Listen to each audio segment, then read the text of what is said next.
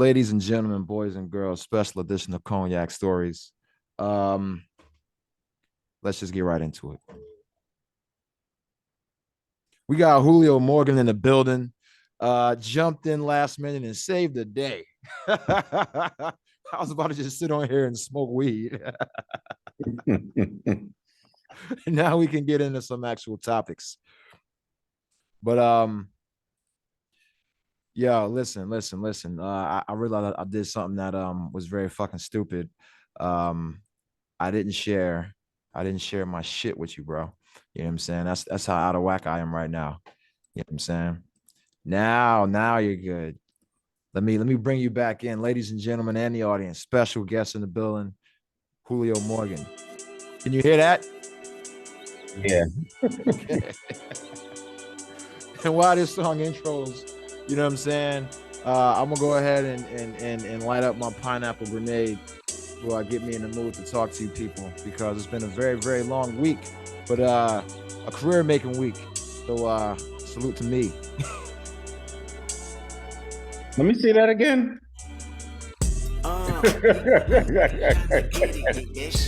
I named my when I was into let's say called fantasy football.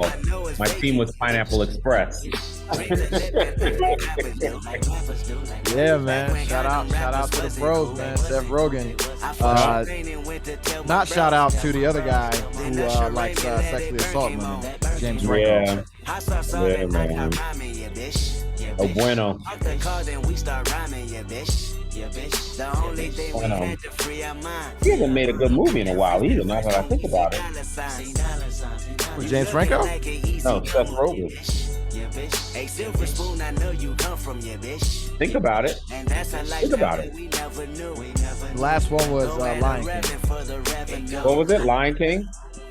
Yeah, but that wasn't one of, his, with him and his boys, his collaborators that he likes to roll with. And it might have been This Is the End. This Is the End, and that was a good one.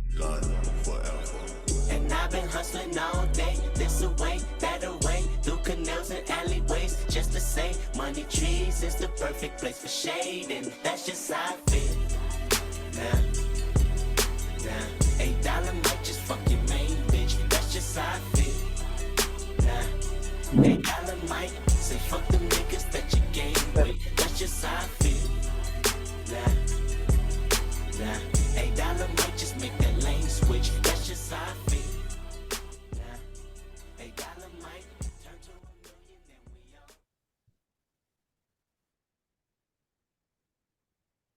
Did you see that Gus found Miss Betancourt?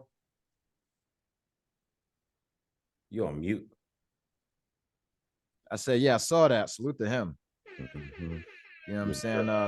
Living legend in the Asbury Park school system pantheons of history. Okay, those songs should be a little bit louder. Hey, cutie pie. Yeah, this is my daughter trying to come interact and cock block on me. She has her headphones on, so she can't hear anything going on because she is watching Sesame Street. And did you make boo-boo? Go get a diaper. That's why she came over to you. Yeah, she's like, I want my ass changed. Yeah. Go get a diaper and the wipes. I mean, she should have came over here and told me she need to go potty, but at least she came over here and told me she need to get changed. It's all good. Mm-hmm. I'm like, what's my man Nick Cage going in 60 seconds? That's how that diaper is going to be. So it's all good. But yeah, no, Miss Betancourt is a legend, in the game. That's what's up, man. He should have recorded it, or videotaped it or something. Because when he did it, because my brother and I, we have some shit that we're doing, recording, doing interviews, things like that, trying to capture these people in history. And one of the things I've been reaching out to is former educators. So I'm like, well, that'd be a perfect person to sit down and talk to decades later, right? For me to sit down and talk to Ms. Betancourt with the influence she's had, and then looking at my career, how it is, or what I do now, working directly in civil rights law, essentially. Like a lot of people don't know I work in civil rights law, right? So it's like I I defend the rights of others, and I get rid of workplace discrimination, harassment.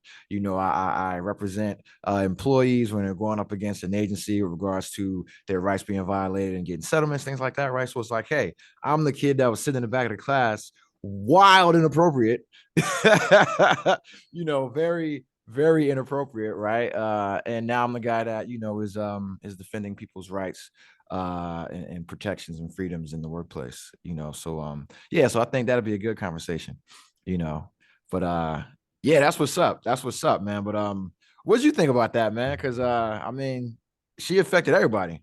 I didn't even know she was still alive. Yeah, well, that's weird. He was over at my house and we were talking about it, and he says, I'm gonna try to look her up.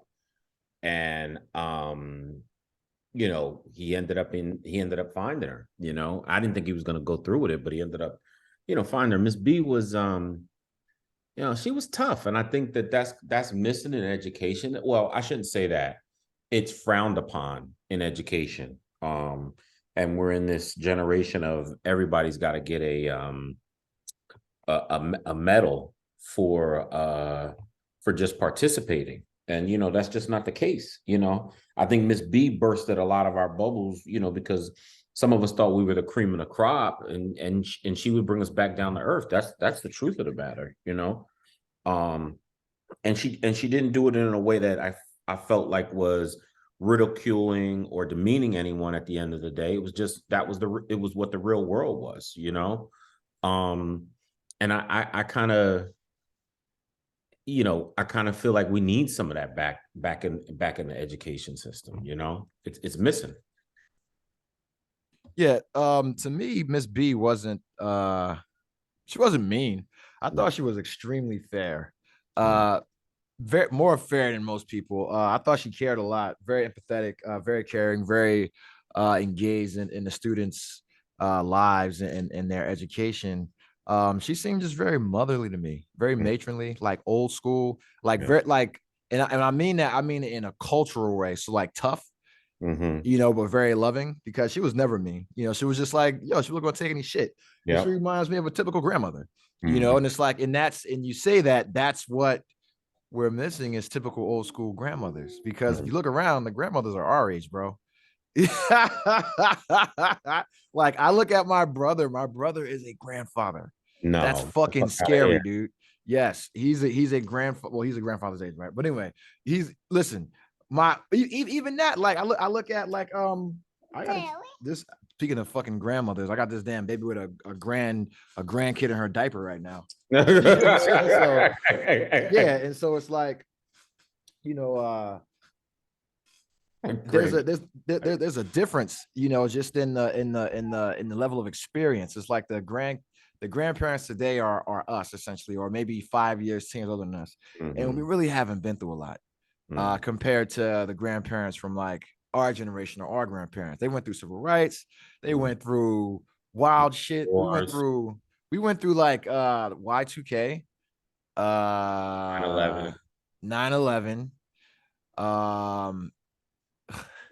yo, the pandemic,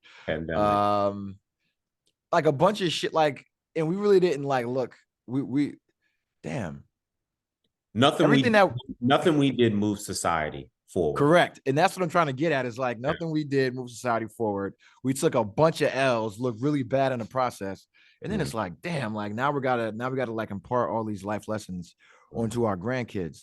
So maybe that's it, right? Because we fucking failed so much. It's like, hey, don't be like us, guys. Like, if people get sick, maybe you should wear a mask. Yeah. You know what I'm saying? Hey, guys, don't be like us. When people run for office, actually vote. Yeah. Because those are our lessons that we give to them, man. Because other than that, I mean, I can teach a kid how to be like really good at Street Fighter. You know what I'm saying? Like, I can teach a kid about wrestling, dog. Like, like I can't teach a kid how to fucking plow a field. No. You know, or like fix a car. I mean, probably change some brakes, you know, like basic car repair shit, but fix a computer, but not like how to build a house like, you know, my grandfather could. Yeah. You know, I remember when I learned how to change a tire, that was like the greatest thing in the world. I thought I had done something, you know. Come to find out, people have been doing that, plus, you know, changing belts and different things like that and on their car, you know.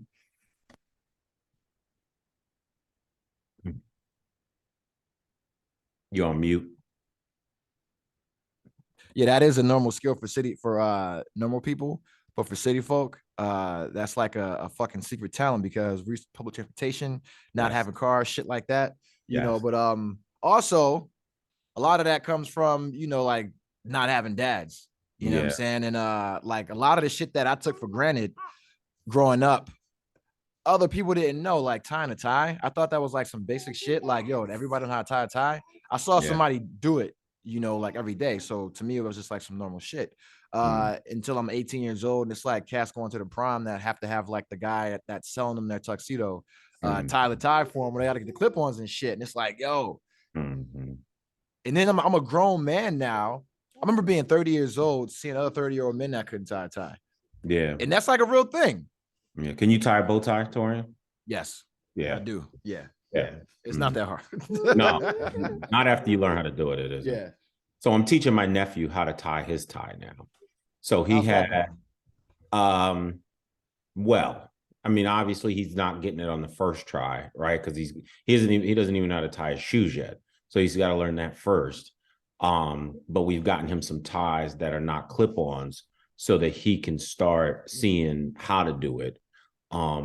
And he kind of watches me go through the process. So I think he'll get it, you know, at some point. But I think to your point, the earlier they learn some of these skills, you know, the better off they're going to be, you know. So maybe that's what I'm going to be giving back to society is teaching them how to tie his tie, you know.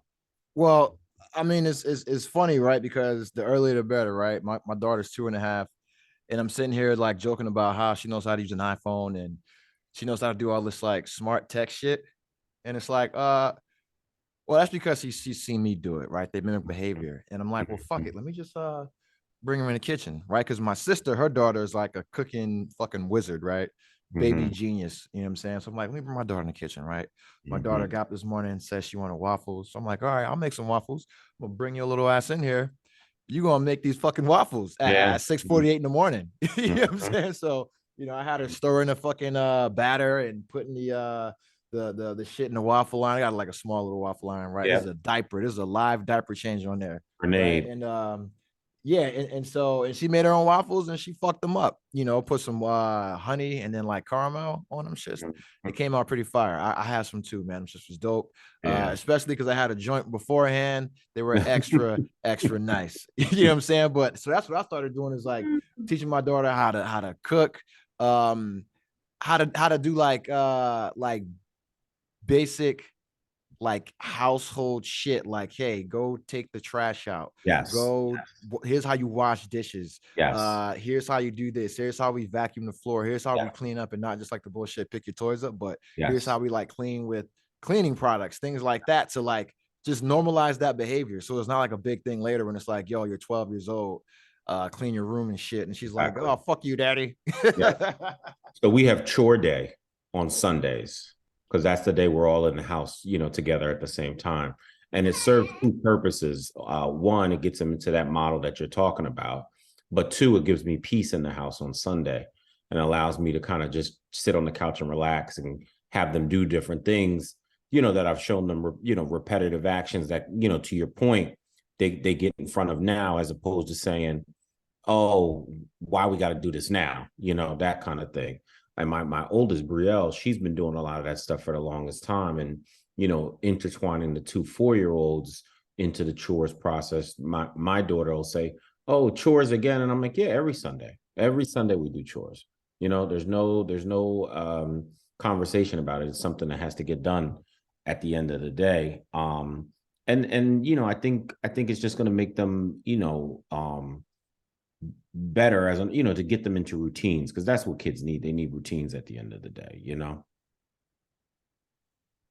You're on mute. Yeah, I am on mute, and that's a routine, right? Because I'm a kid and I love routines. But kids love routines, and so when you get them into doing something, whether it's you know, athletic training or academics or cooking or some kind of activity, they gravitate to it, they latch on to it, and then when you show interest in it, they show interest in it. You know, and that's what's up, man. And I'm gonna tell you right now, man, that's the power that fathers have, bro. Because when you show interest in some shit your kid likes, they care about it more when dad likes it Mhm. than when mom likes it. Because I'm Mhm. gonna tell you right now, man, my daughter don't give a fuck about my child's, like, she don't care about her mom's opinion. When she's Mhm. playing sports or doing her activities, she don't give a fuck. If daddy ain't into it, if daddy ain't backing it, she ain't with it. You know what I'm saying? It's like all Mhm. I get her, she's super into it. Her mom, she was like, yeah, that shit's kind of mid. Mhm. Do you notice a difference in that? You know, I would say they want me to be in their stuff a little bit more. You know, like Brielle is currently Mhm. doing gymnastics, and it's competitive gymnastics, and it takes up a lot of time. Like they got to go to competitions. It's on Saturday. You know, I'm normally working, and I'm definitely gonna. But I'm. She must ask me every time a competition come up, Daddy, are you gonna come to my competition? And I'm like, I'm gonna. I just haven't figured out which one yet. You know. Sage is actually at her little gymnastics class now. She kind of asked me the same thing, and I'm like, I'm gonna come one day. So I know they definitely want me there for their stuff, you know, because I think they get, especially Brielle. I could see when I do go to her stuff, she'll look over to me almost for like a recognition to Yeah, see. that reassurance, man. It's Yeah, you like, know what I'm saying? because it's still the whole daddy, look at me, look what I can Yes, do shit. That shit's gonna be forever, bro, until they're like 80 years old. You know what I'm yes, saying? yes, yeah, yeah. So I definitely see it. I think it's just a little bit different because my wife is, you know, she's very encouraging. She loves all that shit, and Yeah. um, you know, and so where me, I'm like, I'm here, but I'm, you know, but I get the videos and I'm like, damn, she's really like she won first place in Beam yesterday. I couldn't believe that shit. Yeah. Pardon me. That was my phone wilding the fuck out. Mhm. So here's a question for you, man. Here's a question for you, bro, because your daughter's in the wrestling, dog. Yes. You know what I'm saying? And my daughter is like right at the fucking precipice of Okay. going over, Okay. of being a full fucking mark, right? Okay. Because the first shit she watched, and this is a wrestling podcast now. Sorry, fuckers, right? And so the first thing she watched was the War Games.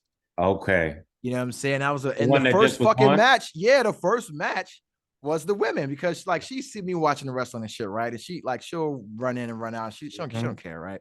She doesn't care at all. But the first match of War Games was all the women, and she Mhm. was all into that, bro. Like all into it. Asuka, Bianca Belair, those are her fucking people, right? And Mhm. she was into it, and she stayed watching the entire fucking thing, like from Yeah. the first match through all of them. And then I'm like, okay, let me go back and watch some old shit. Watch the Royal Rumble, watch WrestleMania, all this shit. So she's looking at the girls. And this is what I comprehended, right? What she helped me to understand, right? She looks at the women wrestlers the same way I look at Marvel superheroes. Yep. You know what I'm saying? So the same way I look at Wolverine, and I look at fucking Cyclops, or I look at Chris Evans Mhm. as Captain America, or Yep. fucking I look at Tom Holland as Spider-Man. She looks at, Bianca Belair as at character, right? We all know it's real. I'm pretty sure she knows the shit is fake as fuck. It's like a cartoon to her, right? And Mhm. and I'm watching this shit as an adult, and I'm like, why? I'm like, at what point in my life did I become so jaded that I didn't want to allow people to enjoy this? Because there was a point in my life when I was like, yo, wrestling is fake as fuck, and anybody that watches it is a fucking clown, right? And I was a huge fan, and then it was just Mhm. like, nah, this shit is lame. And then it was like, it's not bad, right? Mhm. Somewhere in here, I was just a really jaded, cynical person. That's probably when I was like 23 to, when you're getting your career off the ground, you ain't got time for fake shit. So I think that's when it was. But now that I'm older and I'm a parent, it's like I can look at these people like superheroes, and I can see myself looking at a Robert Downey Jr. like, oh Mhm. shit, like that's Iron Man. Like she would see Sasha Banks and mark out the same way I would over fucking Mark Ruffalo, And so I'm Yeah. like, You oh, would well, mark out over Sasha Banks too. I wouldn't. I do You not would. like. I'm not a Mercedes Vernado fan. I pretended to No. not know what her name was. I'm very familiar. I'm very familiar. I am not a Sasha Banks fan. That's just me, bro. Asuka all day, man. I've been a fan since Japan. You know what I'm saying? Yeah. Been a fan since Japan. You know the vibes, man. You know what I'm saying? So So Brielle really got into it. She would sit and watch it with me, yeah. and I would do like little wrestling moves on her and shit like Mm. that. Like the safest ones What possible. age did you start doing the wrestling? Um, Because I already started. Dog. I was gonna say maybe, you know, and then I showed her how to put me in the Boston Crab. I think I have a video of her putting me in the Boston Crab. You know, oh, I know you know what it was. She was having issues at school, at daycare, and some of the little kids were picking on her, and I was wrong for doing this, but I showed her a rear naked choke, and and we called it the spider monkey, and she would put her legs around you and like, you know, like lock onto you, and just and she still can do it to this day. I actually showed Sage the same move, and you know, I said, if anybody messes, and she ended up putting one of her cousins. They were like, oh, let's wrestle. She put one of her cousins in the move, and she almost choked her out. I felt so bad, you know, but I'm like, well, at least it works. But I'll tell you what really got her going on wrestling was that all women's pay-per-view, Evolution. Yeah. We watched that together. And I mean, she would watch it, but she got hooked off of that. And even like to your point, she's looking at it like as these are superheroes for her. Like she watched the War Games match. She'll go back and fast forward to go see, you know, like when it was Bianca Belair versus Sasha Banks, or you know, at Charlotte Flair, you know, Becky Lynch, all those matches. She'll sit and watch those. Then she'll kind of teeter off a little bit, you know. But you're right. There was a point, even for me, where I stopped watching wrestling. I mean, you know, and even now when I watch it, I'm like, oh shit, he's about to blade himself. Like you see him pulling out the knife to cut himself, or you know, I watch it so differently now. I watch it like I watch it for the art. Yeah, because I watch it like you, and I'm like, this is how they're communicating. This is when he's going to blade himself. I'm like, look at this fucking chair. It's already fucking pre-staged. This table's already pre-broken. And I'm like watching ECW shit, bro. Yeah, that was some wild shit. Wild. I went back and watched Living Dangerously 1998 when they came to Asbury Park. When I was there. I want to say Bam Bam and Taz. Yeah, that shit. They came to the fucking McDonald's afterwards, bro. Yes. You know what I'm saying? So that was some crazy shit. But I'm watching, you know, I'm looking at this wrestling and shit, bro. And I'm like, all jokes aside, if I'm a parent, and I'm gonna sound crazy for this, wrestling is probably the best source for women's role models for girls right now. And I'm gonna sound crazy saying it, but it's the absolute truth. This version, yeah. So our version, the puppies, no, titty broad panties. I went back and watched like Deborah Michaels versus like Tori Wilson, like a bra and panties match. Horrible. That was terrible, bro. What the fuck, yo, Vince? They gotta get Vince out of here. No, but this is probably the most. The problem is like the WNBA doesn't get the shine that the WWE gets. Well, that's because the WNBA is not an entertaining product. Well, yeah, that's what that is. You know, but there's the sport piece of it still too to the WWE. I mean, shit, who can do a corkscrew or that fucking Spanish fly that fucking Charlotte Flair does? I couldn't do that fucking shit. You know, I mean, so I agree with you. I think it is. I think it is it's a good role model for the kids today that are watching, you know, and you obviously you got to give it to them in moderation at the end, you know. It's yeah, just like with anything, you know, but because it's like you look at, especially for women of color, it's like storylines are storylines, but if you look at how the women, like, and this is our like just the new generation, not ours, right? If you look at just how this I would say like 2013, 2014, really NXT and on, like once they kind of established that and started making that a farm system and bringing everybody that way, that's when you started to see these like women of color getting this huge fucking push and then really going over with the fans. What, like, come on, bro, like back in the day you never saw like a brown skinned girl like Sasha Banks. Yep. You know what I'm saying? You would never see a Bianca Belair. Like you would never see like an Asuka, you know what I'm saying? A Mia Yim, things like that. You see a million Alundra Blazers, Medusa, woman, all the same, you know, type person, but never like the wide variety. I'm looking at her and she's just looking at everybody, looking like she can look at wrestling and go walk outside and see everybody represented. Yeah. You know what I'm saying? And it's like, oh shit, that shit's all right. Even if I was like a young boy, right? And I hate that motherfucker John Cena, right? But he's a little bit better than Hulk Hogan. Mm-hmm. You know what I'm saying? I hate that motherfucker, John Cena, but he's a little bit better than Bret Hart. You know what I'm saying? And I'm just talking about the gimmick, staying true to the gimmick. Yeah. He's a little bit better than Bret Hart. You know what I'm saying? Like, I'm not gonna go with that with Hulk Hogan. I mean, Hulk Hogan was able to be a baby face. I don't mean better as like better as a role model. Okay, not better as a sports yeah. entertainer. Come on, it's fucking Hulk Hogan. It's Yeah. Hulk.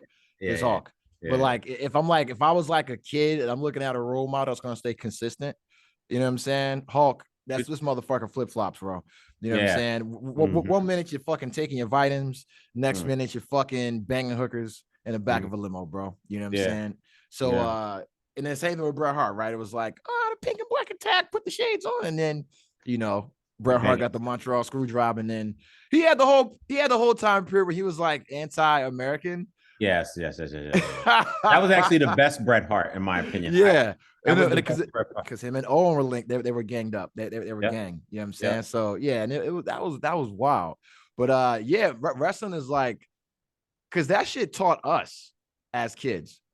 You know, it taught us conflict resolution. It's like, if you have a problem with somebody, you just fucking fight. You know what I'm saying? A steel chair to the head, and that's kind of how it is in life, right? If you have a problem with somebody, you fight it out, not with your fist, but with your intellect, with wit. But one thing I will say is this, man, and I'll end the wrestling shit.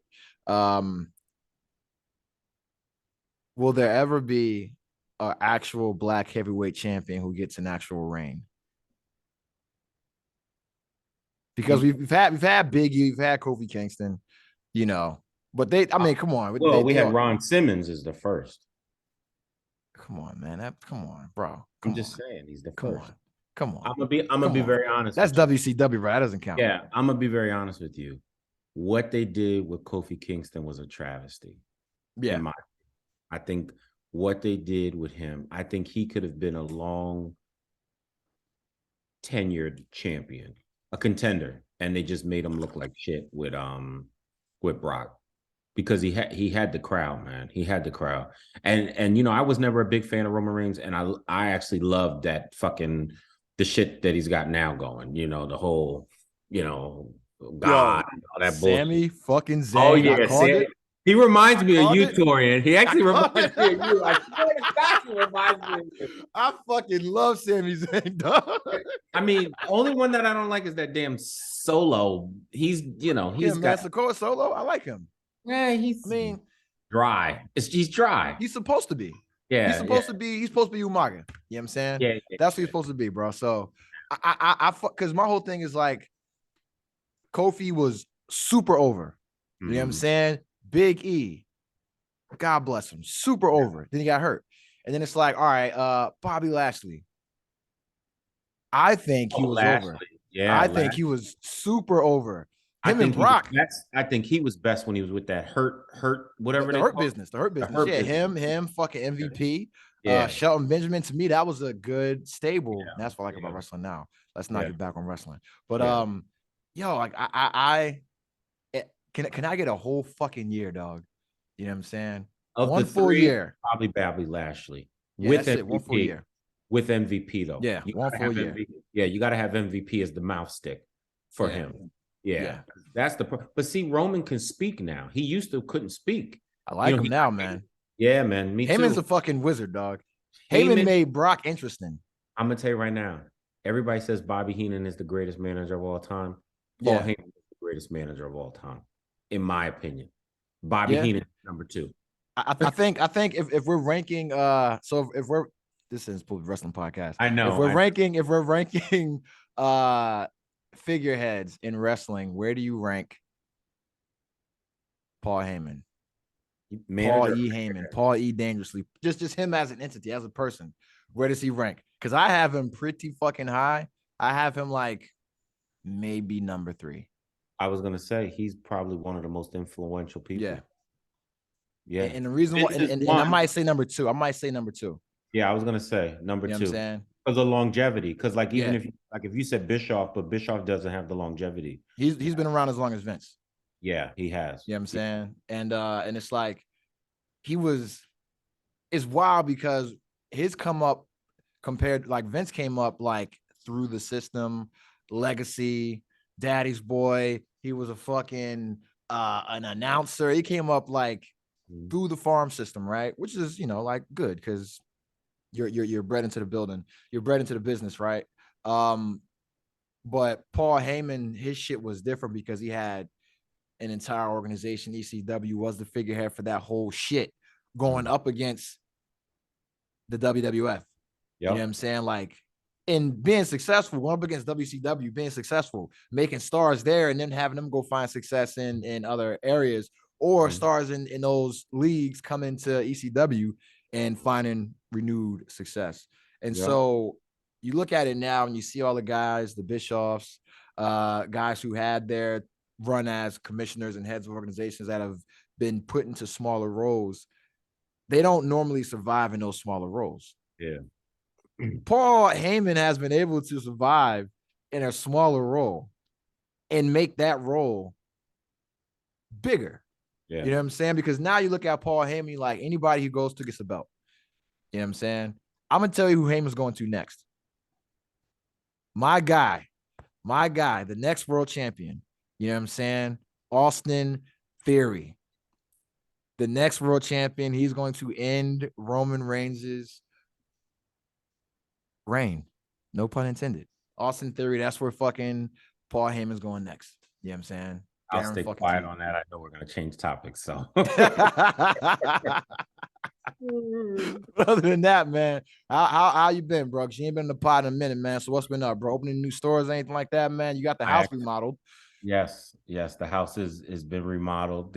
I'm standing in my new kitchen thing. It looks really good. They gotta come back and finish up, and it was a Black-owned construction company that we leveraged and used. You know, we want to keep dollars in, or at least circulate some more dollars throughout our community.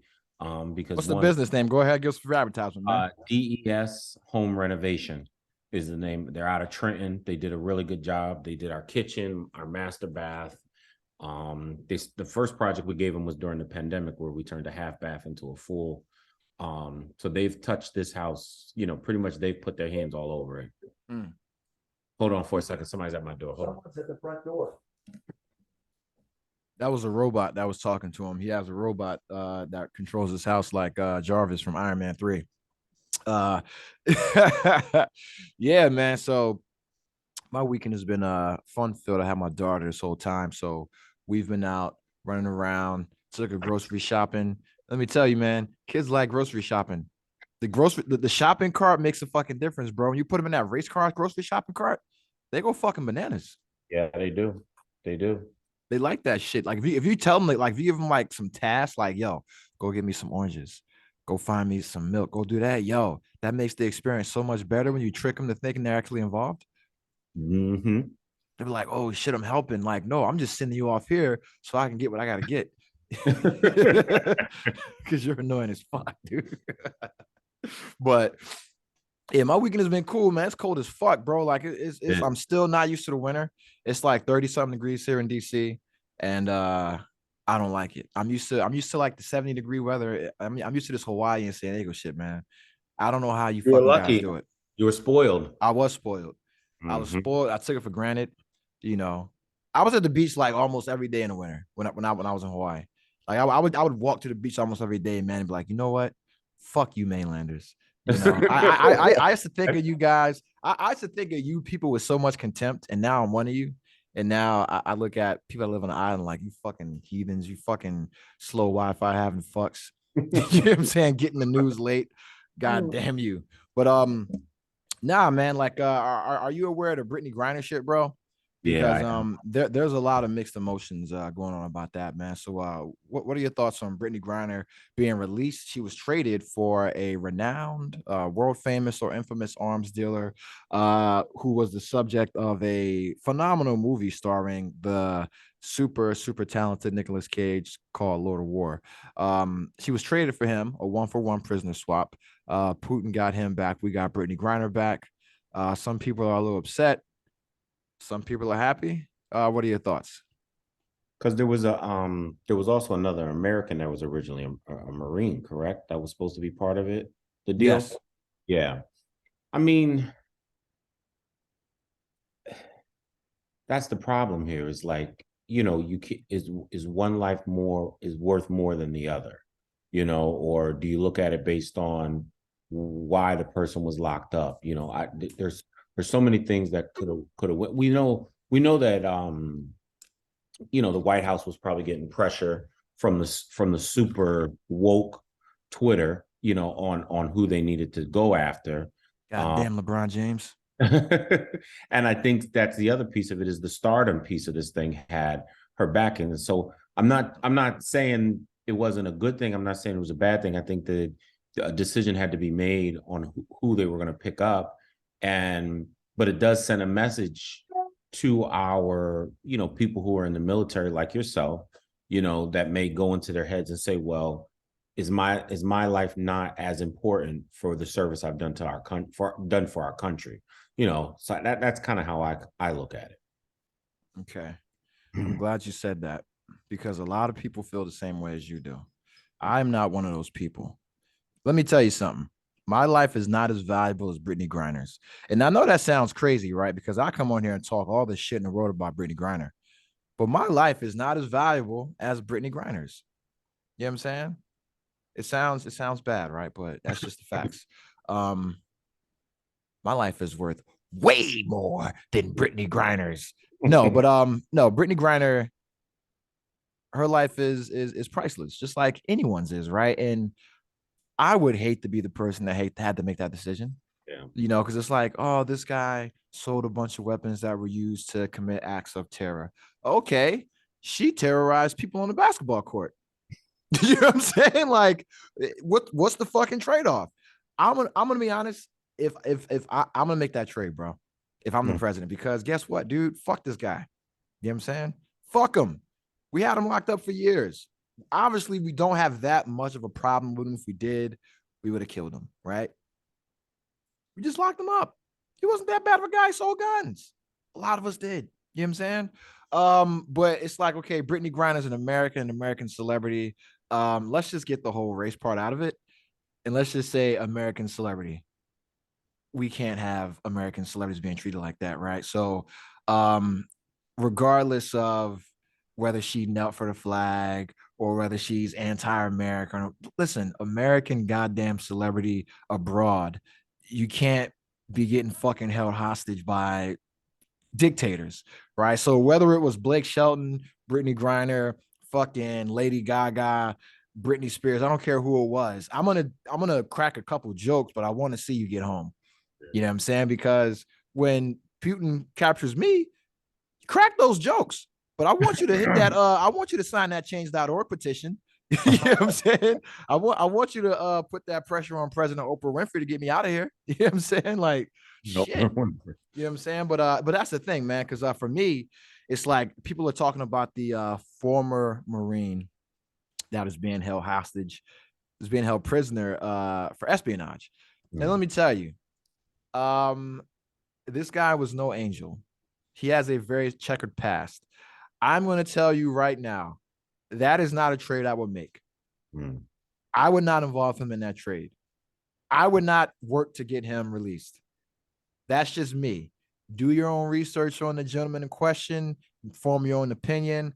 I, as a former military veteran, service member, retiree, that motherfucker deserves where he deserves to be where he's at. If you commit espionage, if you're a double agent, if you have multiple citizenships in multiple countries, right, while having an American citizenship and a clearance, you're a spy.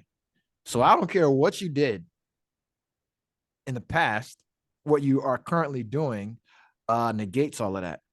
You know what I'm saying? So, because to me, it's like, okay, everything you did is now being used to further this shitty career that you're doing now. You know what I'm saying? And it's like if you're like Mike Flynn, right? And you're this great general in the military, and then you go into this career in politics and become this piece of shit. It's like, yo, you were a great general, but now you're a horrible person. So you're just this horrible person now, and that's just your legacy. So that's for the former Marine in question. And they always say once Marine, always Marine. Marines refer to him as a former Marine, and I'll just put it like that. But the Brittany Griner situation is even bigger because now it's like, okay, WNBA. Brittany Griner is one of the premier players in WNBA. Why does Brittany Griner have to go to Russia to make more money playing in Russia than she does in America? Most of the WNBA players play in other countries in the offseason to make more money than they do playing in America. And that's fucked up, you know? And I'll come on here all the time and talk shit about the WNBA because it's not entertaining. But that's not my fault, you know? It's not my fault. Listen, lower the rim 1 foot. It'll become very entertaining. Yeah. You know, you know why? Because here, listen, you know what we watch? We watch a thing called slam ball, where people play basketball on a trampoline court. Men watch that for years. Yep. Men watch a game called cornhole on ESPN, where people throw bean bags into a fucking wooden rectangle with a hole in the center. Men watch ultimate frisbee. Yep. Right? Men will watch anything that we deem entertaining. So if we tell you all we want you to do is lower the court 1 foot and we'll watch it, and you refuse to do it because of equality, yo, you are fucking killing your potential fan base. Because women don't watch the shit. Yep. They watch real basketball, you know, just like they watch real football and real baseball. You know, so make this shit entertaining. Lower the fucking basket a foot. Now you got everybody dunking, and not just dunking. You got them yamming them. Now you got Brittany Griner doing fucking windmills, and now she can be the fucking celebrity, the star that she deserves to be, because men don't care about equality when it comes to entertainment. That's why we keep shit separate. Yeah. You know what I'm saying? And we make the rule set separate so we can still admire your athleticism. You know what I'm saying? Like golf, right? They hit from different tees. Yes. And we still say they're great golfers. We don't say you're great for a women's golfer. We say you're a great golfer. And they hit from a different set of tees. Softball. We don't say you're a great women's softball. No, you're a great softball player. We made a whole new fucking sport, and y'all are great. Like, men are terrible at softball. Women fuck us up all because they're just better at it. You know what I'm saying? But and that's the thing. It's like, yo, just do this one thing we ask, and they won't do it. You know what I'm saying? But that's the thing, man. It's like, well, how do we get Brittany Griner to be able to earn a living in America and not be forced to go to some fucking wild ass country? To make don't ever go to Russia. Mm-hmm. You know what I'm saying? And that's the thing. What are your thoughts on that? I agree with that. I think that there's a point to it, right, Torian? But I think even with basketball players, some of them have to go subsidize their income or other sport. You know, like some of these guys that are in the Olympics, they don't make no money in, you know, playing some of those sports that they play. They have to go, you know, do track meets in other places. I think, to your point, you just said about don't go to Russia. People have to be a little bit more knowledgeable about where the hell they're going and understanding the laws and the rules of where you're going at the end of the day. And then don't think, oh, well, because I'm a celebrity, the rules are going to get circumvented for me. 99.9% of the time, that's not the case. These countries don't give a fuck about you.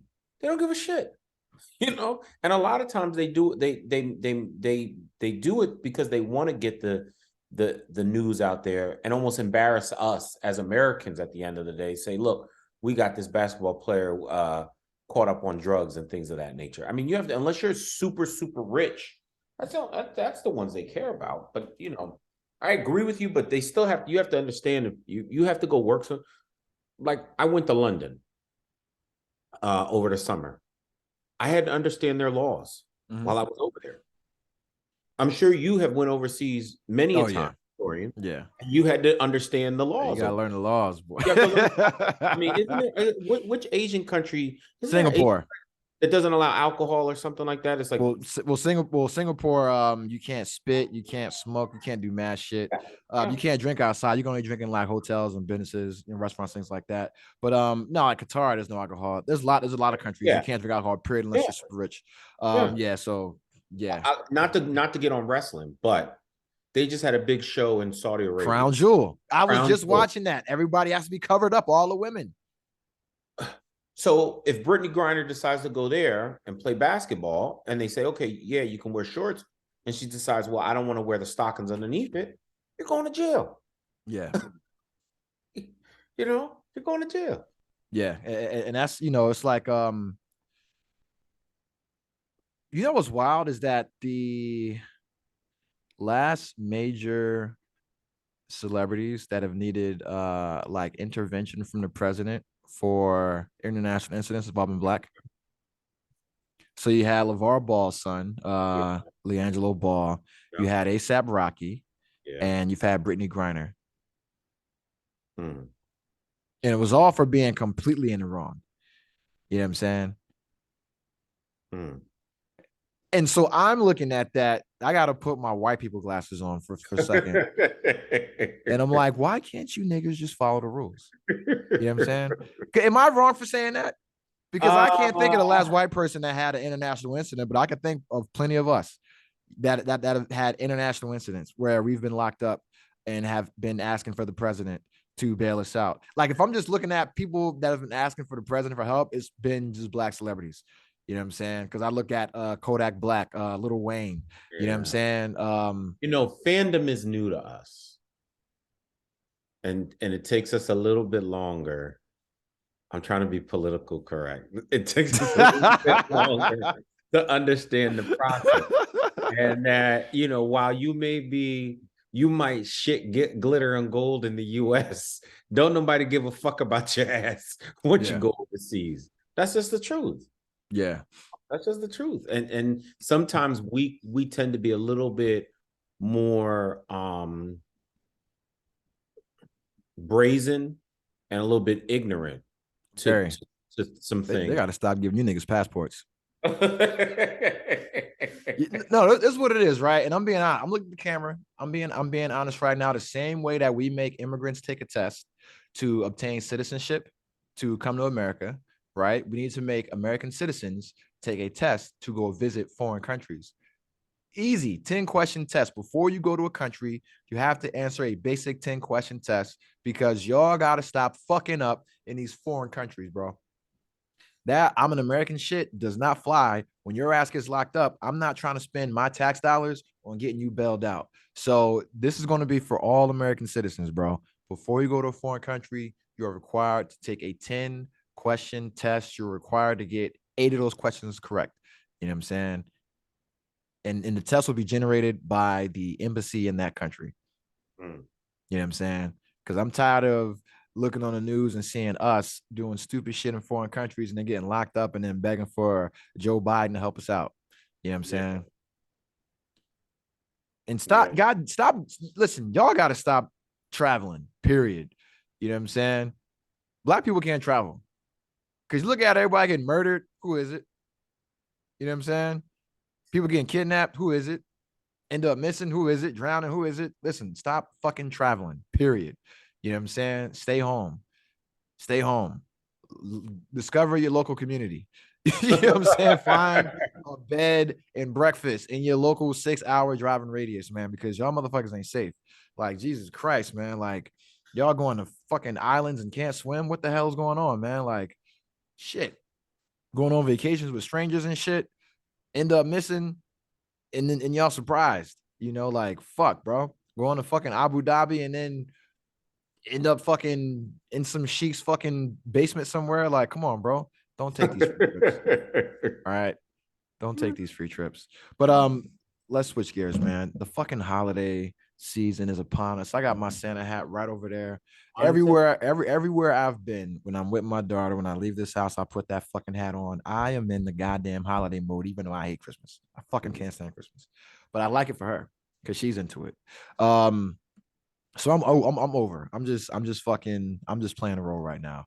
Are you there yet? Oh yeah, we got both trees up. Oh, that's what's up, bro. I'm happy to hear that. We only put up one. We only put up one tree, but we had a second one from when we lived in our townhome, and I pulled it out yesterday, and I was like, I put it up, and my wife was like, you put up another tree. I'm like, yeah. I was like, I like it. It looks I nice. like the 2 tree shit. I like the 2 tree idea, man. Yeah, I put I'm a up fan of that shit. yeah. Larissa used to put up this ugly ass small pink tree for the kids, and I was like, that shit is trash. And so no, we're out. We got the stockings are up, the fucking what's that bullshit called on the garland on the steps, and Yeah. every we have a tradition in the house that we start in November, like after Thanksgiving. We start letting them watch Christmas movies. The number one Christmas movie in this house is the Home Alone 1 and 2 franchise for the kids. For the kids. And when I tell you they can watch that bullshit, and I love it. I'm calling it bullshit, but I love it.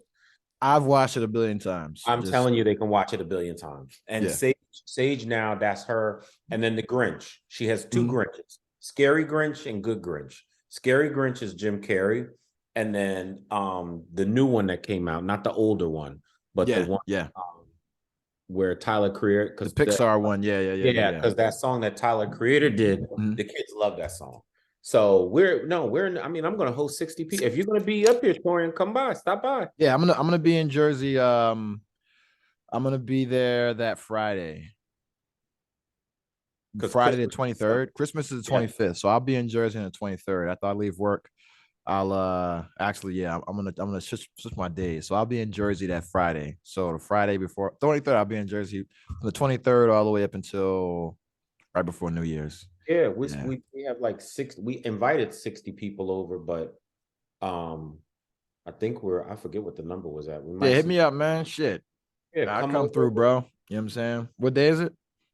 Christmas. Oh, okay, yeah, no doubt.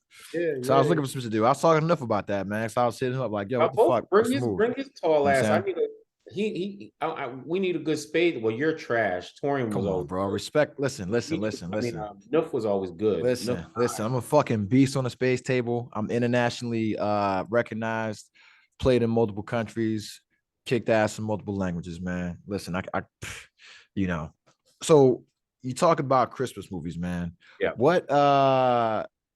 So what's your favorite holiday movie? What's the shit you watch now?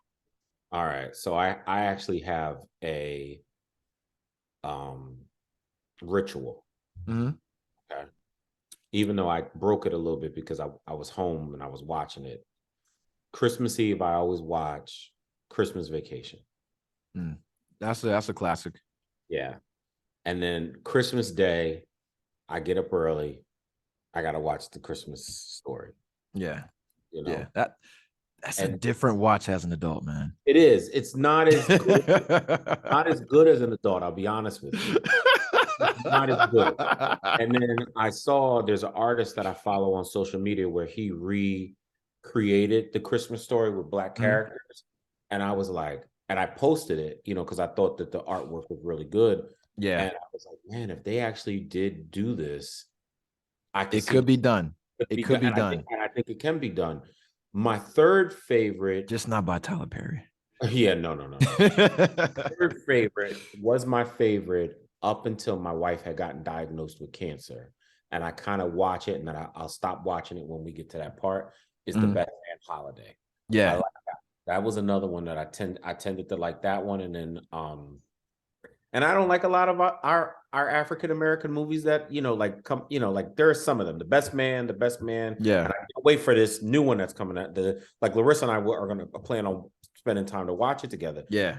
But the one with This Christmas, that was another one. That's another one that I like a lot. So This Christmas and The Best Man Holiday, I had liked a lot for a really long time. And like I said, once it gets to the part where she's sick in the bed, I kind of stopped watching it at that part because it just brings back seeing Larissa going through and stuff. But the 2 main ones, Christmas Vacation is number one.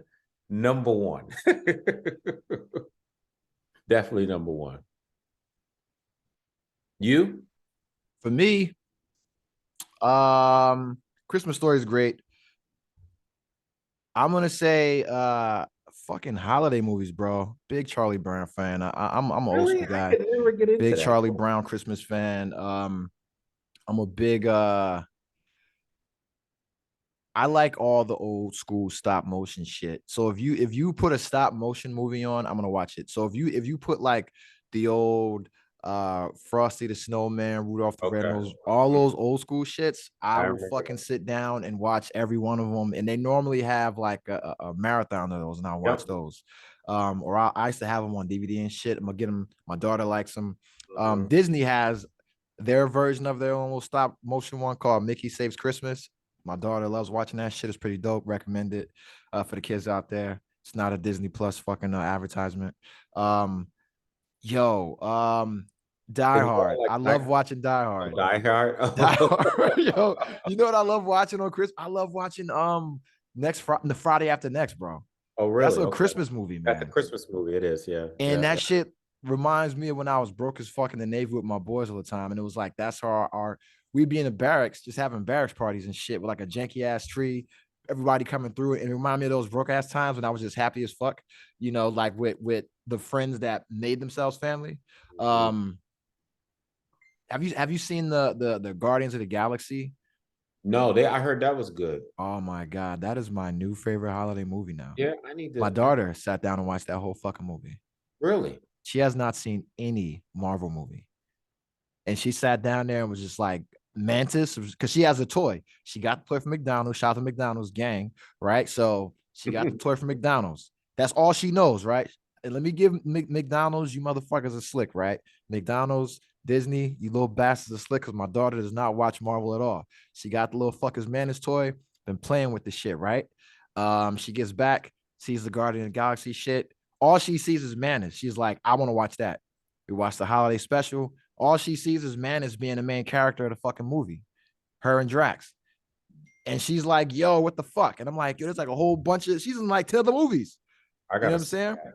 Yeah, so now I got this little gateway to Marvel now because of McDonald's, the little fucking Mantis toy, right? The other thing, the Black Panther toys, McDonald's, right? Gang. All the Black Panther toys are characters of color, but they're black women, bro. So my daughter has the Shuri. She has the night Midnight Angel joint. She has the Namor joint. She has the M'Baku joint. She has the other little Ironheart. She has all three main character girls, badass kicking ass. All she knows is these dope ass toys. And then she sees the movie, and she's like, "Yo, I want to watch that." Yep. I'm like, "Do you know who Chadwick Boseman is?" She's like, "No." I want But to I know watch who hit that. that. You know what I'm saying? And so I'm like, yo, listen, shout out to McDonald's, man, because Marvel does not have to recast Black Panther, yo. Because these little kids don't give a fuck, yo. They love the character, man. But nah, it's wild, man. So yo, like these little fucking toys, you know what I'm saying? You guys did a little good, did a good job with that. But what's up with McRib, bro? I'll be honest with you. The whole time it was out, I did have one, and because I had said to myself, "Man, I hadn't had a McRib yet," and then I had it, and I was like, "Okay, you know, Yeah, it's it's never coming back. It's time for it to go. there's a place here in Asbury that makes their version of the McRib, which is where they take the rib and then just take the bones out, put it on bread and pickles. And I keep saying I'm going to go over there and try that, but we got this barbecue smokehouse burger that's really good. That is, and then the steak bagel. Yeah, I seen that's back. Oh, Everybody talking about it. They won't fucking shut up. You know what I'm saying? They won't shut up. I listen. My daughter has me going to McDonald's getting fucking Happy Meals, man. Like that. I get the French fries, man. I get the fries, and I get a McCafe. Not the frappe, a frappe. So Frappe. I dip my fucking fries in the frappe, man. But You get the mocha or the caramel? caramel, man, all day. Get a shot of espresso in it. Yeah. So here's the thing, right? In the holidays, you ever been broke on holidays as an adult? Yes. That shit is fucking stressful, dog. Yeah. I did not understand the amount of stress my parents were under with 4 fucking kids. Yes. I'm just like, yo, I want a fucking Nintendo. Yeah. Yo, why didn't they kill me, dog? I say that all the time. Like, it was 4 of us. My mom made 30 grand a year. 30 grand a year. And that doesn't include working like her side jobs at the VFW as a bartender or the American Legion. But 30 grand a year, first feeding my food bill at this fucking house is like $400. and they don't, these kids don't eat like my brother. You know, you like you and your brother probably. You know, and so I don't know how she did it. I mean, I know how she did it because there were some things that we wanted we didn't get. And there were, you know, at the end of the day, we just, you know, you had to say, okay, you didn't get them. But I remember being broke. I remember putting everything on my credit. I remember there was a time, the way I used to do my budgeting when I was single, I only lived off of 24 paychecks because we got 26 times. Mm-hmm. So I lived off of 24 paychecks, and I used the one paycheck was my vacation money, and one paycheck was for Christmas. That's how I did it. For the longest time, that's how I did it. Yeah. And I tried to fit everything because there was 2 months where I got paid 3 times. Mm-hmm. So the one time I got paid extra, that check went to go towards Christmas. One check went for me to go away on vacation. That's how I kind of operated for a really long time. Yeah, because I'm sitting here now, and I have one daughter, and I'm like, I can see how this would be stressful. You know, I can see how this would be stressful, and I don't have her 24/7, and I don't got to buy her a million presents, but I can see how that should be. It'll be stressful as fuck, bro. Like just the pressure. The pressure you got to feel as a parent to like get your kid shit. You know what I'm saying? And it's like, you have to get them shit. And I see parents like, and even now I'm like going out and I'm seeing parents like putting shit on layaway and doing all this kind of shit. And I'm like, yo, just don't celebrate Christmas. You know what I'm saying? Like, just become Muslim. You know what? You know, I'm gonna say something about that, Tori. Yo. I'm gonna say something. The reality of it is, we are in a society that Christmas is a commercial. It's over the top, being commercialized. That's the bottom line. And like for an average middle class family, we have to understand that there are just people who right now that they just can't afford things, or they're having a hard time. And this is the season for us to kind of be more of a human being. That's really what it's about. And so does that mean for some of us, we're going to go and maybe adopt a family or do this? Or does that mean, you know, you're going to pay for the next person in line's food because you don't know what they're going through?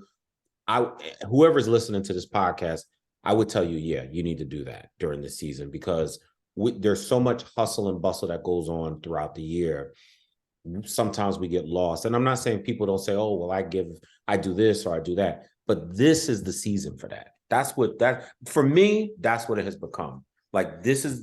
And I try to do throughout the year, but I pay more attention to it now, because you just realize, Tori, there's a lot of people going through a lot of shit, you know?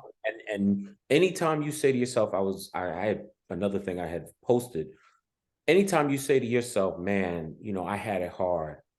Guess what? There were 7 or 8 people that had it as hard as you, or fucking hard. And you probably know them too. Exactly. You know, like that's how I kind of look at it now. Like when I look at life, I'm like, you know, everything wasn't great. There was things that could have been better, but I had somewhere to live. We weren't moving around a lot. I had clothes on my back and shoes. They might not have been the ones that I wanted all the time. Yeah. I could tell you we had a refrigerator full of food in our house. It was clean. You know, my mother loved us. And so, but I know that there are a lot more people that are going through a lot more in their lives. And if a kid could open up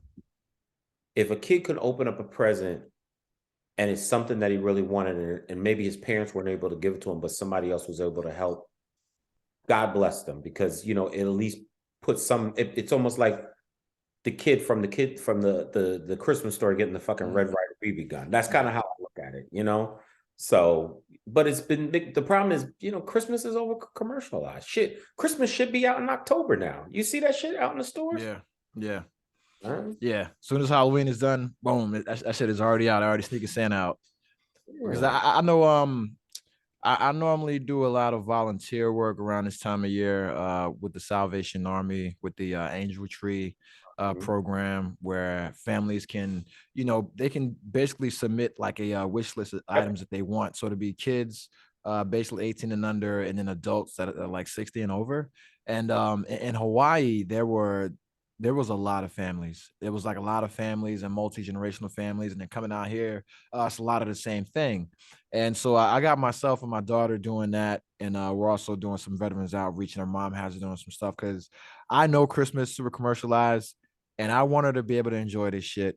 But I want to teach her what I know it's about, you know. So I got to teach her now, like, yo, this shit is about giving back. It's about the spirit of giving.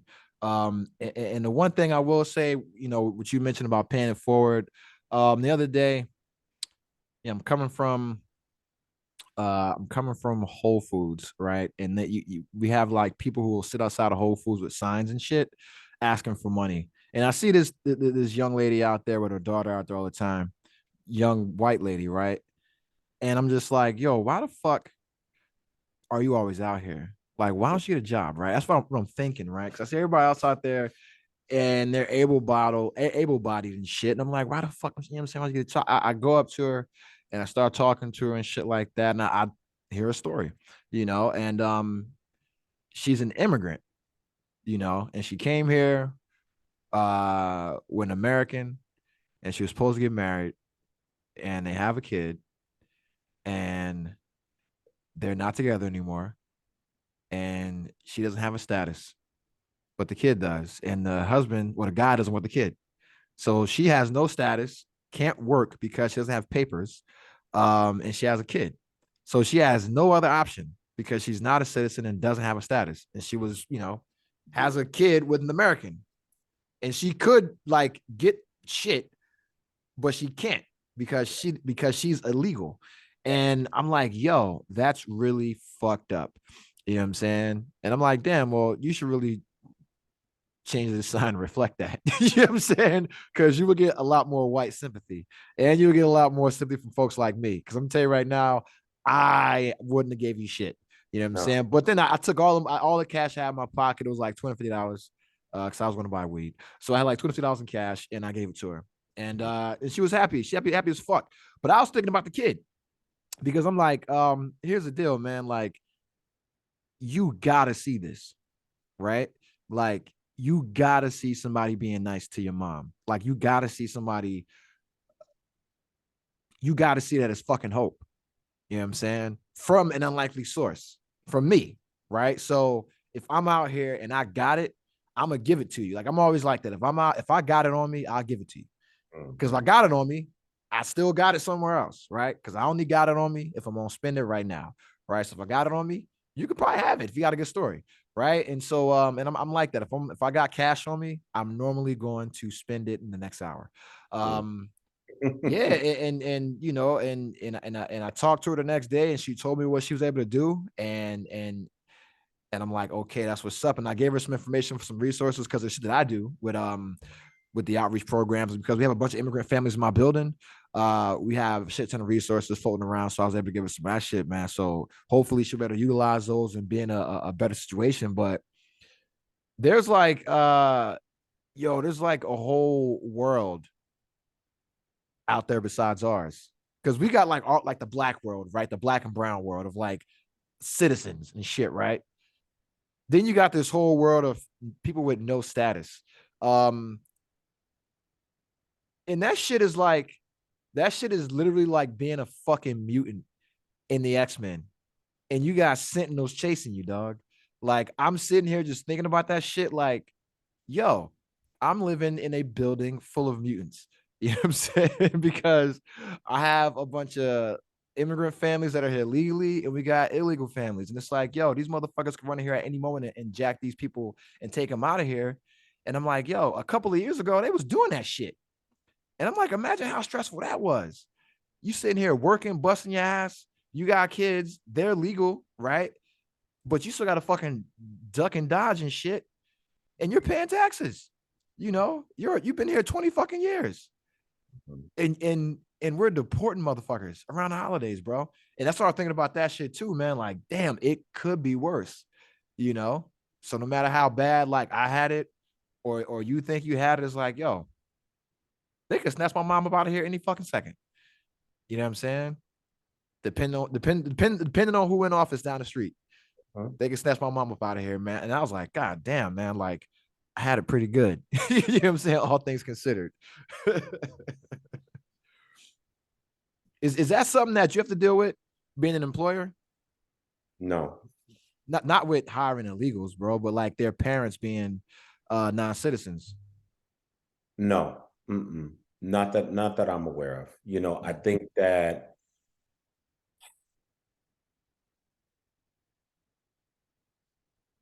I could go. Our immigration policy is just crazy. Not the best. It just, to me, very difficult. Very difficult. Very expensive. I think of watching just movies like, or even if you watch the History Channel, you came over on a boat, you put your name on the paper. They, and even that was some racist shit, the way they used to do things. Oh, we're going to change your name and that kind of stuff. But I think as a country, we forgot we all started out as immigrants, except for us, right? We came over in chains. We was luggage. But that's always been my. I think the politicians that can find the true balance with immigration and our current American within America, they'll be the most, they'll go down as the greatest president of all time.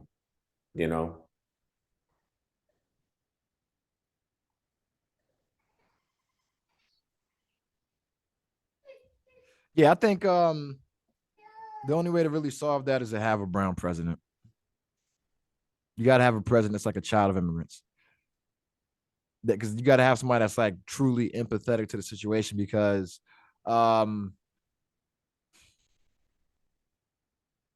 it's very easy to say like, you shouldn't have come. You shouldn't have come. You shouldn't have come. Oh, well, you knew better. You shouldn't have come. You knew the risk. You shouldn't have come. You knew if you come over here and look what they're leaving. You know what I'm saying? Like, bro, there's a fucking drug war. like y'all watch Narcos. I'm in that shit, bro. And extra. You know what I'm saying? What the fuck? And that's and things like that, right? Like an entire country collapses financially, like, hey, well, there's nothing here, no jobs, no nothing. I have to leave, right?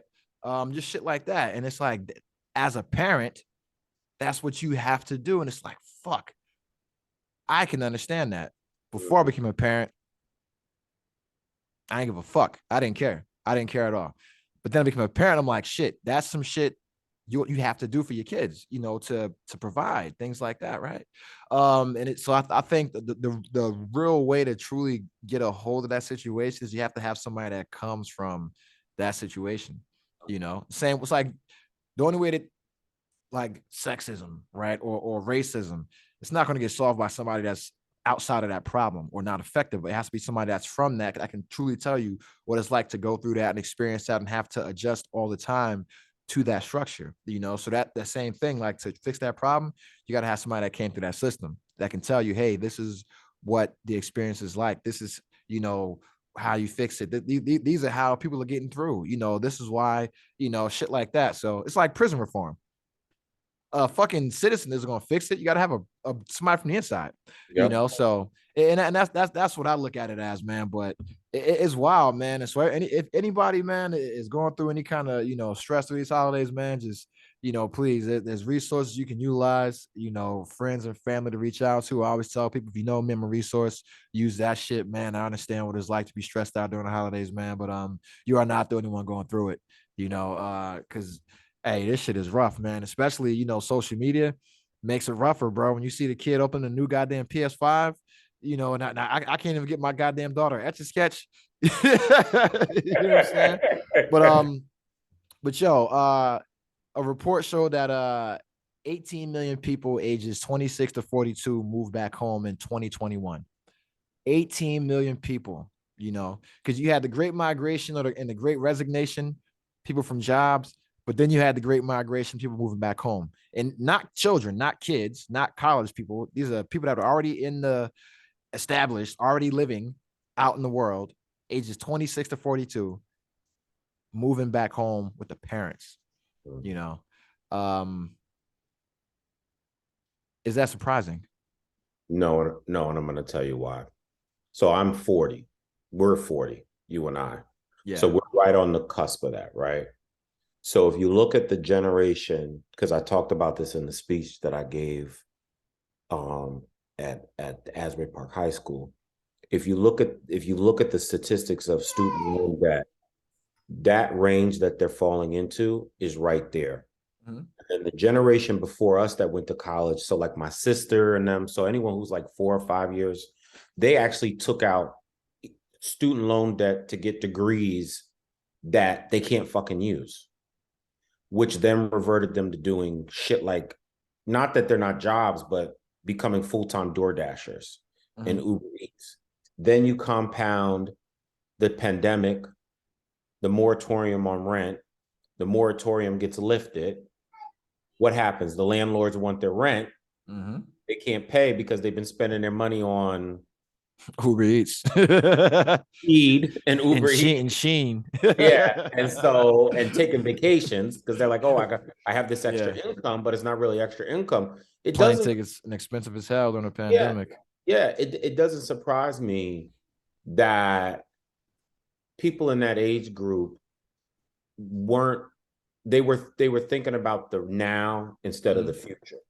And this is a effect of that, is that because they can get jobs. It's not, there are jobs out there. Shit. I was reading an article where there are people who are working 2 jobs remotely and making $100,000 each off each job.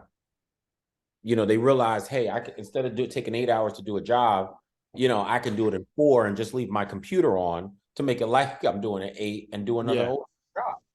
And don't get me wrong, I'm not mad at them. If you can do that, you can do that. But it's not that there's not jobs out there. I think people were leaving in them. And I think because we didn't know what was going to happen with the pandemic, but there had to be, I know for me, I needed to make sure that, like I could have not paid my mortgage, Torian. I could have not paid my mortgage. I literally could have called the bank and said, I can't pay my mortgage. And they would have let me get away with it. For 6 months, I got away with it. But in 6 months, I would have had to pay it. So, and I know everyone's situation is different in terms of why they probably moved back, but I think that the root cause is some of what I just named. So I'm not surprised by that at all, Tori. Not at all. Yeah. I mean, I would like to know like the demographic makeup of that. Yeah. Who's what's the demographic makeup, male, female, all that, man. Cause yo, fellas, y'all not moving back home. That's not happening. You're not moving back home, bro. That's not happening. You're not coming back home. If I had a son, he couldn't come back home. Yeah, no, you figure it out. Join the military. That's what I'd have said. Like they hiring. Yeah. You know what I'm saying? The military is hurting for bodies. You could join. Bam Bam and Brielle. Yeah, my daughter can move back home. Yeah, they can move back home. Yeah, that's why I'm like, yo, I need to see the demographic makeup of that because yo, son, Torian Jr., yo, fam, get a cardboard box. Start breakdancing for fucking change, bro. You're not coming home, dog. And that sounds messed up, man. But you got it, bro. Because you're not about to come to my house and get buns. That's not about to happen. Yeah. That's not about to happen. That's not about to happen. What are you doing? Look at this one. Hey, cutie. Hello. She can't hear you. Say hello. Hello. How are you? You said, how are you? How are you? Say, how do you feel? I feel butt good. scratcher. Okay, go lay down, baby. Go get your blanket. Yeah, it's her nap time, man. So she ready. She ready. I gotta take her to the museum, man. But yeah, because I'm not gonna keep you on here all day, man. But I do got one thing I do want to actually yo. Joint bank accounts, man. Oh, I can hit you with that. So there was a study out that came and said couples that have joint bank accounts stay together longer. And me, I'm a fan of the joint bank account. I'm a fan of joint bank account. I'm so much of a fan. I feel as the husband, I should not have to touch the fucking money because as the woman, as the person that is the GM of the family, you get to control the finances. I get to have an allowance. You get to make every financial decision. That's the power you have as the wife. Just give me a fucking allowance. I'm gonna give you my entire paycheck. Give me $800 a month. That's all I need. You know what I'm saying? And you get to have complete fun. That is how much of a fan I am of a joint bank account. You know what I'm saying? But most people ain't like me. But I like it. I'm a fan of it. Some men don't like the women having access to the money. Your thoughts on that? Do you believe that having a joint bank account makes relationships stronger? Yes, it does. And that's where we kind of got to in the end. When we first got together, in my analytical way, it was like it was based on the percent of what you made is what we put into. We did have a joint account, but it was like it was only to pay like the rent and like certain bills. And then we still had separate accounts. And then Larissa and I went through a really long journey of what it looked like. And we landed on, okay, she still has an account, but and I still have an account, but those accounts don't pay the bills. That's almost like our quote unquote play money. She has an account, money goes in there for her. I have an account, money goes in there, and then we have a joint account and it pays. And when I say bills, it pays her credit card bill, her student loans, my student loans, any bill that we have, whether it's a joint bill but we've also, to that point, Torian, we also made agreements about we won't extend credit card debt. We won't increase credit cards. We have certain things that we agreed to that we would not do so that we are, in a really good place, but we both have access to the account. I actually pay all the bills because I don't want to say I'm better at it, but I just pay everything. First of the month, bill gets paid, it's done, it's over with. I don't have to worry about it till the next month, and we've kind of, that process for us has worked. The process that you laid out is another good one where, you're like, here's my check, pay all the bills, just give me my allowance, but in that process, we also talk about retirement, so when Larissa and I, I'll say Larissa, she has what's it called, a traditional pension, where she doesn't have to put anything up, but then she has a 401k. So I'll say, all right, Twink, you put in this percent into yours, and I do the same thing. I put into my IRA. And so all of that is laid out. And then the rest of the money goes into one joint account. Bills get paid, boom. And we don't know if, they say when you marry, you argue about finances, sex, and there's one other one. I forget what the third one is. We never argue about finances anymore. Maybe rare that I'll say, why do we have all these fucking Amazon boxes at the door? That's a good problem to have, man. Yeah. But I agree with you. Joint accounts. And, someone say, oh, I want my independence. You can still get it. Yeah. By saying, okay, like you said, like how you just said, Torian, I want $800 a month to do whatever the fuck I want to do with it. Don't bother me about it. This is my money. I'm going to do what I want with it. Yeah, because it's like I need to be able to surprise you with some shit. Like I got to be able to buy you flowers or something like that and not see you see the fucking receipt of the transaction. So that kind of shit. So I have my own little separate account to do shit with. But it's like for me, it's like if I'm marrying you, I trust you. Like I'm not like if I'm asking you to marry me, you already have access to everything.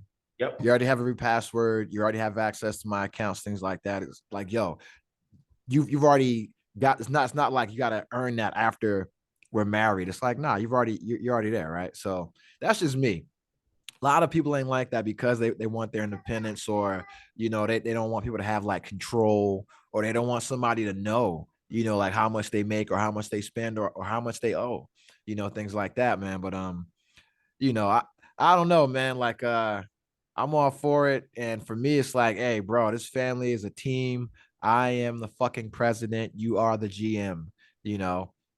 I tell you the vision and you execute it and you make it happen. I say, hey, I like the house decorated for Christmas. I don't have to tell you how to do it. You know what I'm saying? That's your choice. You control that, you know? And that's just, to me, that's just how the power structure works. You know what I'm saying? I don't believe in that 50-50 bullshit. You know what I'm saying? Because when the arrows start flying at the goddamn door, I'm the one's got to fucking defend this motherfucker from the White Walkers.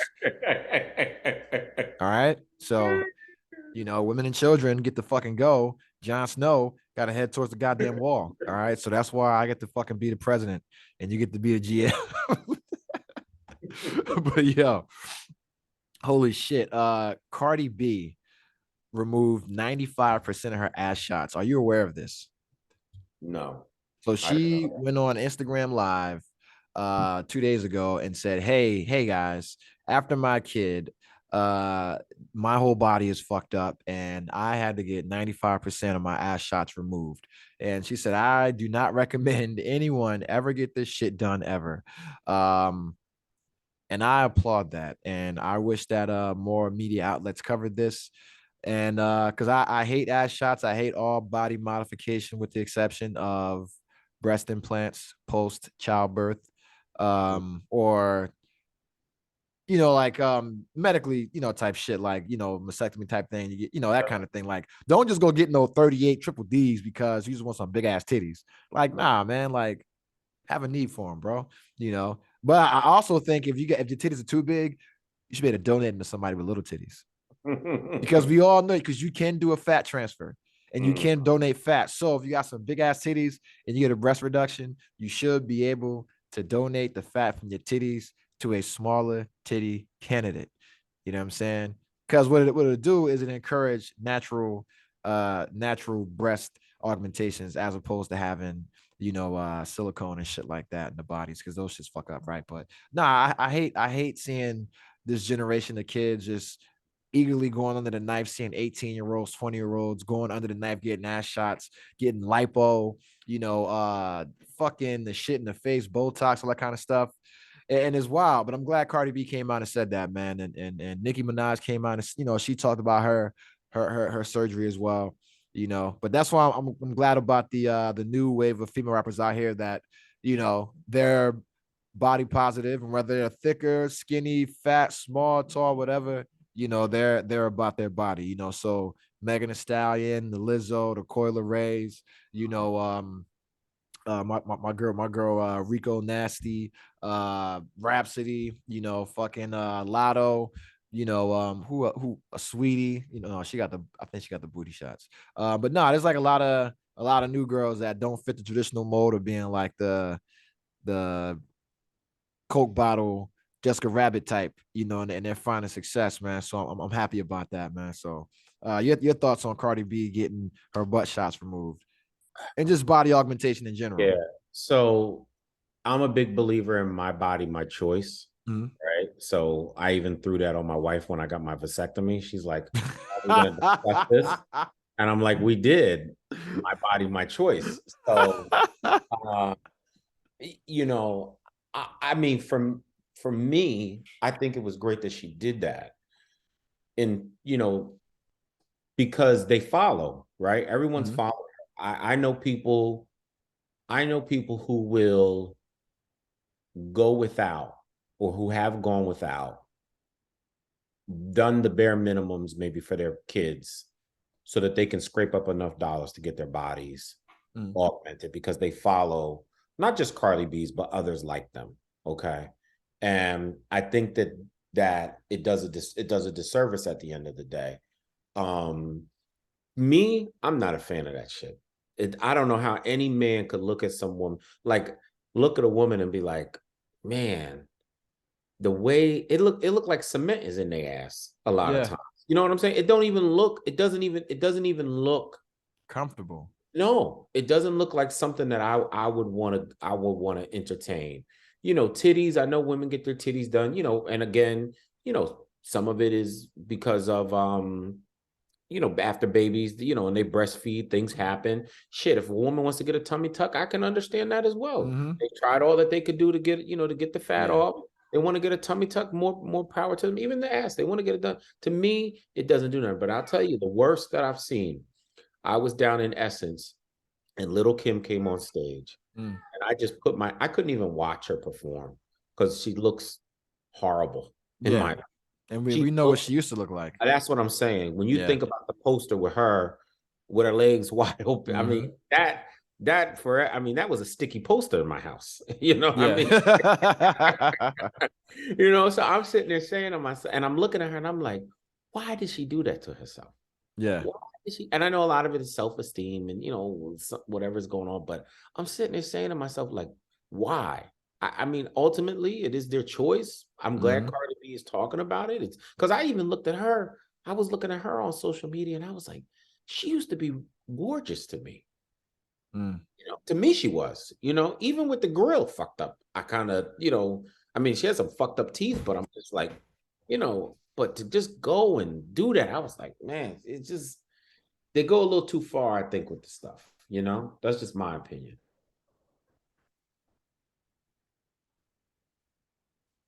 So my daughter just tried to have her own tables, ladders, and chair match. Because she has a table and a fucking chair set up right next to the sofa. Because I heard like a loud bang, and I'm like, what the fuck? And she's got this shit set the fuck up. And this is a hard ass like marble fucking table she moved over. So she's a fucking moron. She's my daughter, so that's why.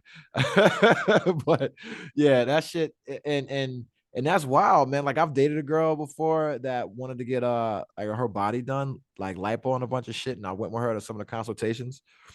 And it was rough, bro. Like, cause I didn't think she needed like cause she was someone that lost some weight and she still had like a little bit, you know, that you couldn't lose, right? Like, you know, like a little bit of back fat things. Like if I'm dating you, I am fine with the way your body looks. You don't need to go fucking get yourself all cut up and shit. And even the doctor said that because she was like super athletic, like former cheerleader, super into fucking yoga, an instructor, things like that. But she was like, she looked really good, except when she got her clothes off, you could see like, oh, well, you lost some weight. You know what I'm saying? Not unattractive, like how we like them.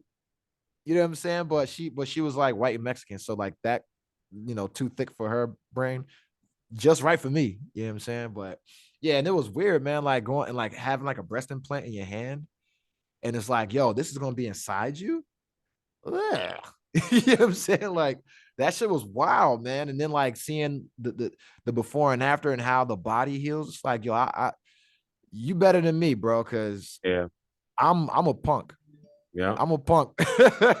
I can't do that, man. I can't do that, bro. But then the one thing now being in DC, everybody's all body positive. So a lot of women down here have surgery.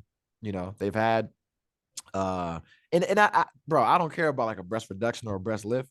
And when you're putting shit inside of you, like implants or like BBLs, things like that, like that's a little different. You know what I'm You saying? seen And the videos of the post op on the BBLs? Have you ever yo, seen the videos? yeah. Uh, I You mean, to each his own. I'm telling you right now, I've gone to strip clubs. They don't get $1 from me. no, They I'm get giving it to the nothing. slim girl. I'm giving it to the naturals. Yeah. I'm giving it to I will literally pretend like they'll be like, they'll look at me like you don't see all this? I'm like, yes, I Yeah. do. I do, and I don't like it. Yeah, I came here to see real women, bro. Like, Yeah. what the fuck? You know, like that's why, like, and that's one of the things that's ruined black strip clubs is that, you know what I'm saying? But you know, that's why all strip clubs are bad. You know, don't go to strip clubs. Yes, they are. All of them. They're all Evil. bad. Do not go to strip clubs. They're all bad. If you want to be entertained and you want good adult entertainment, go to church. And with that being said, we're gonna get up out of here, man. Anything you want to say to people before we dip out? No, it was good getting on here. I hadn't been on here in a really, really long time. You know, and it was I want to say this. My girls thoroughly enjoyed spending time with your daughter when you guys were up here the last time. Yeah, we'll be back up Yeah. for Christmas because she'll be in Montclair that whole week.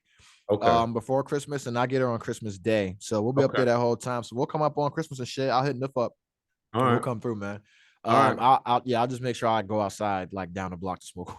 I'm like, yo, I think my neighbor, I know you got them rich ass white neighbors that be fucking that good shit, bro. So I'll be good. You know what I'm saying? I'll fit right in, man. You know what I'm saying? I'll be out there fucking Richard Branson and shit. Yo, this motherfucker lives next door to fucking Eli Manning and shit, dog. I'm not trying to blow this man's spot up.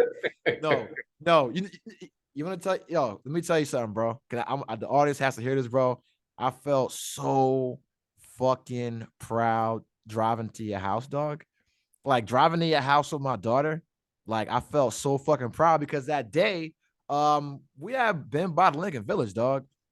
And if you know what Lincoln Village is, and then you seen this man's house, there's no way you cannot feel some sense of pride, right? So I'm driving to this dude's fucking house, right? And you're going to, like, you're in a whole separate part of Jersey. So if you guys are fans of Marvel, you've ever seen WandaVision, that motherfucker lives in the Westview Hex. You know what I'm saying? Because his neighborhood is clearly separate from everybody else's neighborhood. It's like an invisible fucking force field for broke niggas. Shut up. Because I had some friction going through it, yo. It's a good thing they checked my car and not my pockets, yo, because I wouldn't have got it. Oh, man. It's like, it's a good thing this car's a hybrid, nigga. You can't afford gas. Yo, so I'm driving and I'm like, yo, it's a lot of nice houses, man. And my man had a nice fucking house, bro. And I'm like, yo, that's what's up. Because it's like, yo, when you've seen somebody's fucking journey and shit, and then it's like, you get to see like the culmination of it. You know, it's like, okay, this is, you know, it's not the end, but it's like, yo, this is like, we're fucking 40 now, right?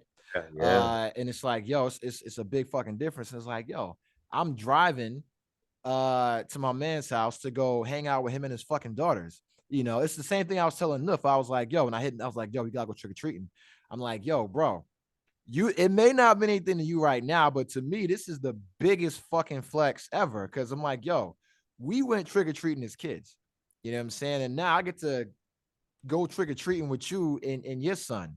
Yeah. You know what I'm saying? In the same fucking neighborhoods, dog. I'm like, you know, like, it may not mean nothing to you, and I may be like overly sentimental, but to me, that's like the dopest shit ever. So it's like, that makes me proud, bro. Like seeing my boy be a dad, like seeing him like take his kid trick-or-treating. It's like, yo, I'm proud of this guy. You know what I'm saying? So shout out to all my boys. I'm proud of y'all doing basic ass shit, being parents, you know, buying houses, you know, fucking voting, paying taxes. Don't be like me, pay your taxes. You know what I'm saying? But yeah, that shit, I was very proud, bro. Cause I'm like, yo, cause I had sleepovers at the Lincoln Village at your house, dog, trying to smash chicks and being cock blocked. You know what I'm saying? Shout out to my boy. You know, but then I'm like, that was a good cock block though. Thank you. But then every cock block, every time I've ever been cock blocked in life has been for the right reason. So trust me. I'm trying to think who was the one. It all works out. Who was it that was cock blocking that night? It all works out. He knows who he is. Give me one initial. Give me one initial. Ultimate room protection. I'll just put it like that, man. Okay. But all right, now I remember. Okay, now I remember. But no, that was ultimately the right move. That was the right thing to do. I don't know. No. Thank you for doing that. No, I would have done it. We're related. Thank you for doing that. Thank you. And that is why I love you, because you knew something. You saw something that I didn't see. You knew something that I didn't know. And I found out later. And thank you. That was the right thing to do. I love you for it. I'm eternally grateful. You know what I'm saying? Because, yo, trust me, bro, I dodged a lot of bullets, man. Jesus Christ, you know what I'm saying? So, yeah, I dodged a lot of bullets, bro. Well, now that I think about it, because I used to think I was down for the longest time. Yeah, you dodged a lot of bullets. Yeah. But, yo, big black I'm gonna go ahead and you did. I saw her Halloween, man. I saw her on Halloween, bro. In Bradley Beach, man. Yeah. We're gonna be taken out of here by the legendary Little Kim. Little Kim Jones, I love you. You are forever a legend to us. You know what I'm saying? Junior Mafia. Can you hear this? I can hear it.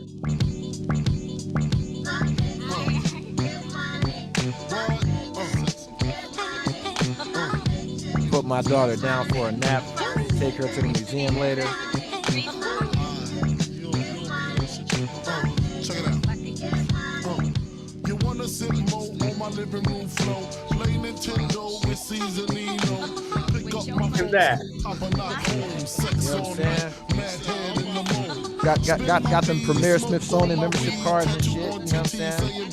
saying? Now check it. You wanna be my man squeeze, baby? Don't you? You wanna give me what I need, baby? Won't you? Picture life as my wife. Just think. Full left, make fat X and O links. Bracelets to match. Conversation was all that. Showed you the safe combinations and all that. Guess you could say you's the one I trusted. Who would ever think that you would spread like mustard? Shit got hot. You sent feds to my spot. Took me to court, tried to take all I got. Another intricate plot. The bitch said I raped her. Damn, why she wanna stick me for my paper? My Moschino hole, my Versace hottie. Come to find out, you was fucking everybody. You knew about me, the fake ID. Cases in Virginia, body in DC. Whoa, always me, that's what I get for tricking. Came out on bail, commenced to ass kicking. Licking the door, waving the 4-4. All you heard was Papa, don't hit me no more. Disrespect my clique, my shit's imperial. Fuck around and made a milk box material. You feel me? Sucking dick, running your lips cause of you. I want some real fuck a bitch shit. I know you're stupid. Why is he mad?